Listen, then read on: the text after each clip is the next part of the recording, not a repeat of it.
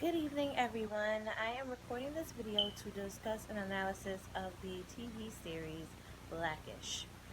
This is a part of my sociology course, and I'm excited, so let's begin. It follows an African American family, the Johnson family, in Los Angeles, California. They have 4 children. It's Andre Sr. and his wife Rainbow. And they have 4 children: Andre Jr., Zoe, Jack, and Diane. Now, those are the 4 children, but the series in the first 3 episodes that I watched tend to focus on Andre Jr. as his son, and becoming a man, pretty much. He's turning 13, actually, in this first pilot episode, and it's interesting because he's assimilating to the culture of his friends. He wants to have a bar mitzvah for his birthday, his party. He wants to play field hockey. He lets them call him Andy, which kind of, you can tell, hurts his father's feelings a little bit because he did name him Andre Jr. The father also is going through some assimilation issues, as we see in the first episode. He is being promoted to senior vice president of his company, Stevens and Lido. However, the issue is that he becomes the senior vice president of urban development, which hurts his feelings because he feels he's in charge of black stuff. But, Rainbow has a talk with him. At first they're like, oh, we got to snag this LA tourism account. So he gets busy and he's doing this account and he's, putting together a little, presentation, but it's horrible. It's over urbanized and it doesn't represent, African Americans necessarily at all. Like it's horrible. So he records a second one, and luckily it's much better. He gets to keep his position because they were going to fire him for that first one because they're trying to win this account.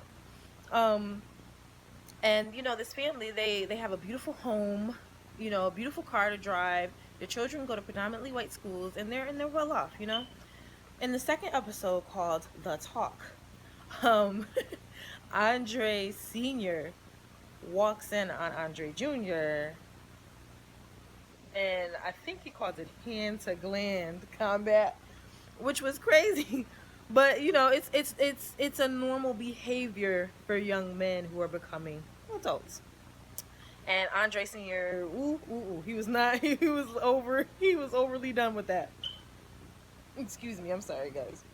But Andre Sr. pretty much was like, oh my God, because Andre Jr., once he had the talk with his father, it's like he became overly, comfortable with talking to his dad about all of his sexual fantasies, desires, and stuff. And his dad's like, whoa, hold on, buddy.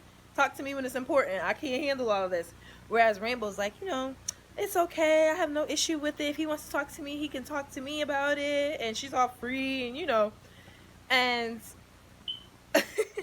at the end of the episode, we see that the father, Andre Sr., is actually starting to free himself. He's walking around naked and everything. But in any case, it showcases that he had to be free in order to be comfortable to have the talk with his son. You know how that could be if you have teenage kids. All right.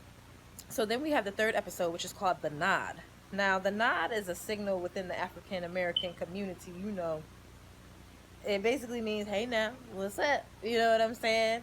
And pretty much typically when black people when they see each other, especially when there's not a lot of us around, and we see one black person, we like, but So in any case, he was trying to, assimilate his son to that, understand black culture. He wanted his son to have black friends. So he meets this guy named Charlie that just came to the office, if I'm not mistaken, from another part of the country.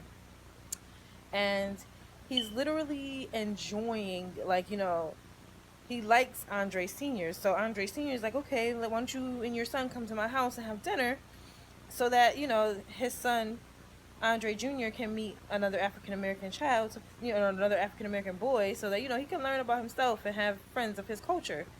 And, they end up hitting it off, but the parents realize, Charlie a little bit too much. But in any case, in each of these episodes, I see assimilation. I see socialization.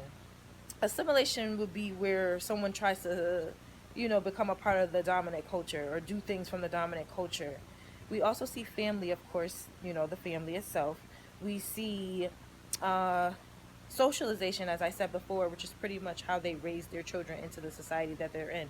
They realize that they're being socialized into a better life than their parents ever had. And, it's a wonderful show. It's beautiful. And I'm glad that I got the opportunity to watch it. Thank you guys. I hope you enjoyed this video. Bye-bye.